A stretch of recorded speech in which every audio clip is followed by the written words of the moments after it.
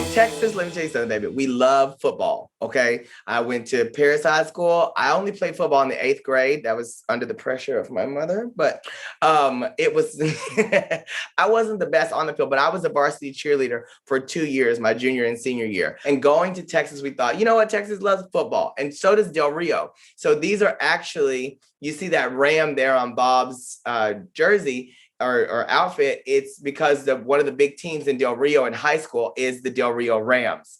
And so we were inspired by these colors. And I love the way Diego and his team put together this leotard for me, because like all of this that you see, that's actual footballs that were cut up, sewn back together, and then placed onto the leotard.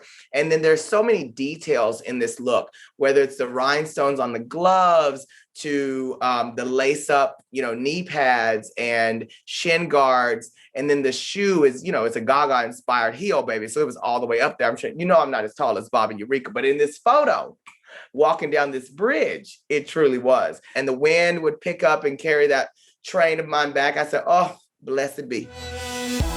We get the prompt, which is obviously football. And I knew that I wanted to be a football player, but I wanted to have a onesie. I had the idea of like, what if the jersey went all the way down instead of like being broken up and having pants? What if the jersey went like all the way down to the ground? There's a popular image. I don't know the football player's name, but he wears a helmet and he has his hair like exploding out of the back of the helmet. And I was like, I either want that or I want long braid. I want braids. And then Gloria made the braids go all the way to the floor, which I thought was a beautiful idea. I wanted to be the football player. Is really where I was going for. And I wanted like the brand to be like Eureka brand. This is the font that I use for my logos and stuff. So I just, I have all this in my Dropbox and sent it over to Marco, and he had this stuff printed out on like these. I mean, the access these designers have to make things happen and come to life is amazing. Football is such a heteronormative thing, right? And for us to take it and make it very drag queen and queer is fun anyway. So this one I love so much because we were inspired by the 60s, and going to Selma, I wanted to really represent the ladies who, first of all, traditionally in the African-American community, Sunday was a great day to be able to, no matter what you did throughout the week and the hard jobs that you had and all the different challenges of life, Sunday was a day when people would put on their Sunday best. They would come out, they would fellowship together, they would go to church, and they would just be able to really be about community. And I wanted to represent those ladies who found pride in who they were and represented that through their way of dress. So this look was inspired by, the Coretta Scott Kings, the Rosa Parks, all of the foot soldiers, and the women who would put on their Sunday best at times and come together. We were going for the 60s. We were going for the 60s.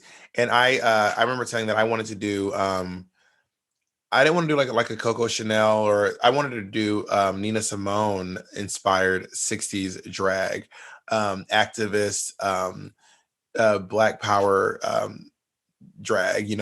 I was inspired by a performance of Nina Simone doing Mississippi Goddamn, and I was like, I really want to invoke that.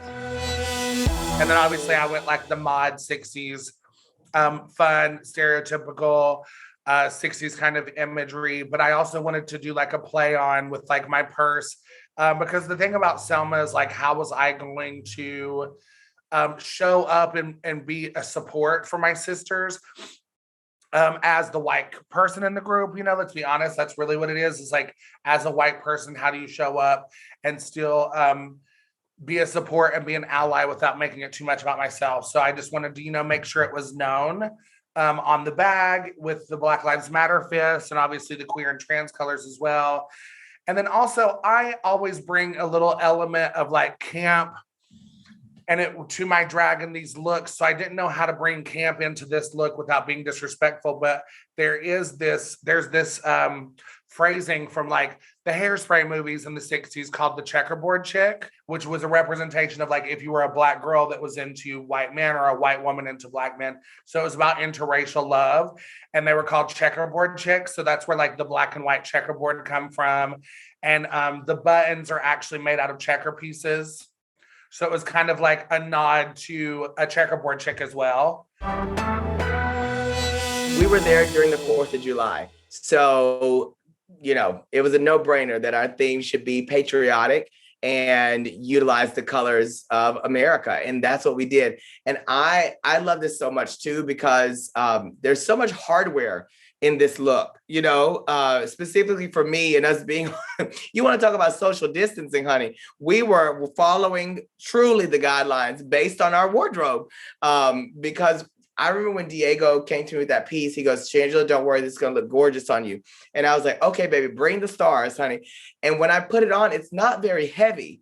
It's just that when you're walking, you forget that it's on. I was taking people out left and right. I was like, boo, oh, I'm so sorry, baby. Oh, I'm so sorry, baby. Excuse me.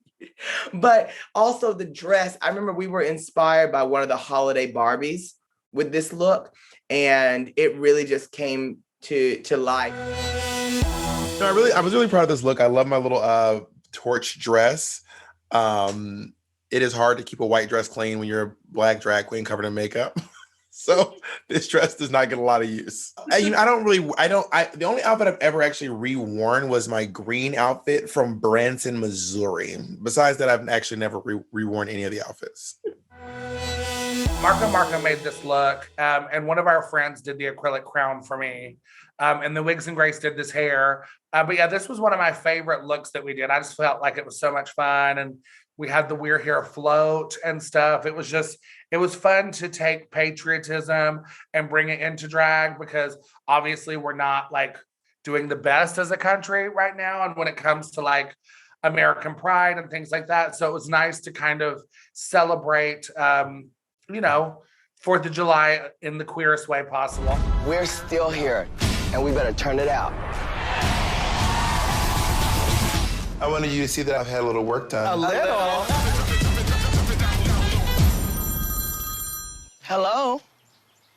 Oh, yeah, girl, we're here.